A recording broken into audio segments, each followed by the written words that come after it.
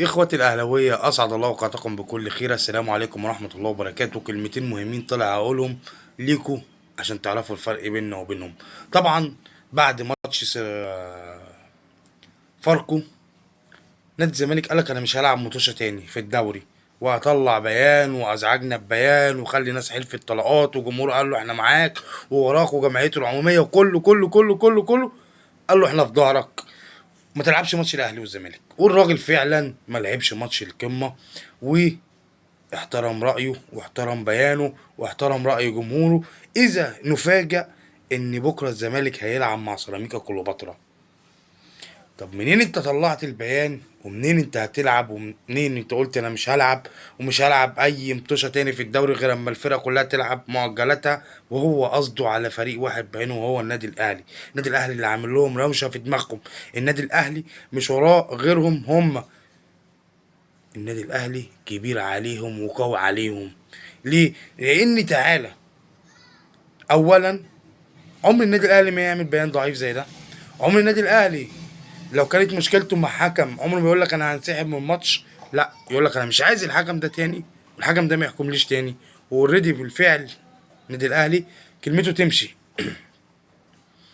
لكن انت تخلي ناس تحلف طلقات، وتخلي واحد متحدث اعلامي بتاع ناديك يطلع يتكلم احنا مش هنلعب. يا عم ما تلعبش، هو احنا ماسكين ايدك؟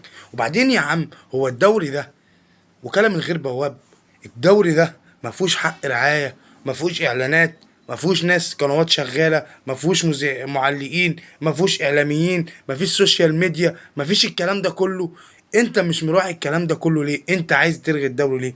وبعدين يا عم، انت ما جيتش ماتش الاهلي، وكتر الف خيرك وشكرا على الدعم اللي انت عملته لنا والمساعده والراحه اللي انت ريحتها للاعيبتنا، واديتنا 3 بونت وهيتخصم منك 3 بونت، واتحسبت لنا النتيجه 2-0 لصالح النادي الاهلي، وكتر الف خيرك. والله واجب جميل جدا جدا نادي الزمالك عمله معانا، وما نقدرش نتكلم في الواجب ده.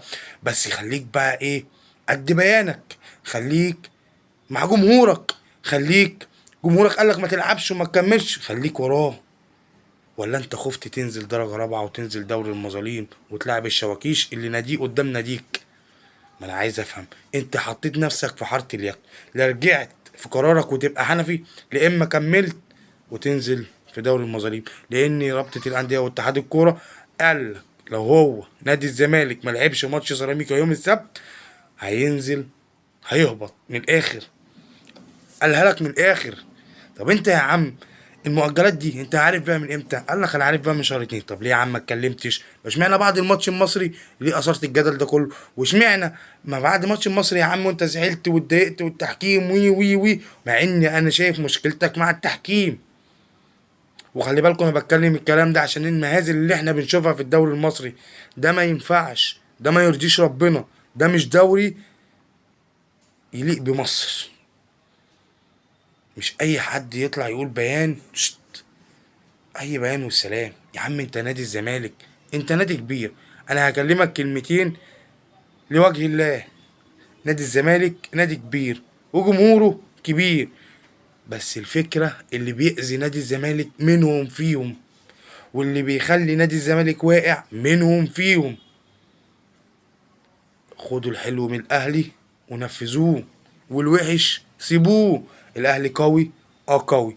الاهلي اي حاجه عايزها بتنفذها له، اه بتنفذها له. عارفين ليه؟ عشان الاهلي عارف مصلحته فين، ده اول حاجه، وعارف مصلحه جمهوره فين، ده تاني حاجه. تالت حاجة وده الأهم، إن النادي الأهلي أما بياخد قرار بيكون درسه كويس جدا جدا، وعارف إيه عواقبه، وعارف هو هيعمل إيه. مش زيكم خلاص مطلع بقى إحنا مش هنلعب. طب ما كنت انت يا عم ما لعبتش بقى بعد ماتش المصري؟ انت فاهم؟ ما كنتش لعبت، ما لعبتش ماتش فاركو. ليه لعبت ماتش فاركو؟ وليه بعد ماتش مش هتلعب النادي الاهلي؟ بس انت شكرا على الواجب اللي انت عملته معانا، شكرا جدا. وارجو رد. انت دلوقتي هتلعب يوم السبت، شكلك ايه قدام جمهورك؟ طب ولو ما لعبتش وهبطت هيبقى شكلك ايه قدام جمهورك؟ ولا جمهورك هو اللي مساندك؟ يا عم خلي جمهورك يساندك. ولا الاعلاميين هم اللي مسوحينك؟ خلي الاعلاميين مسوحينك. براحتك، اللي انت عايز تعمله اعمله. بس اللي يقول كلمة في بيان من نادي كبير زي نادي الزمالك يبقى قد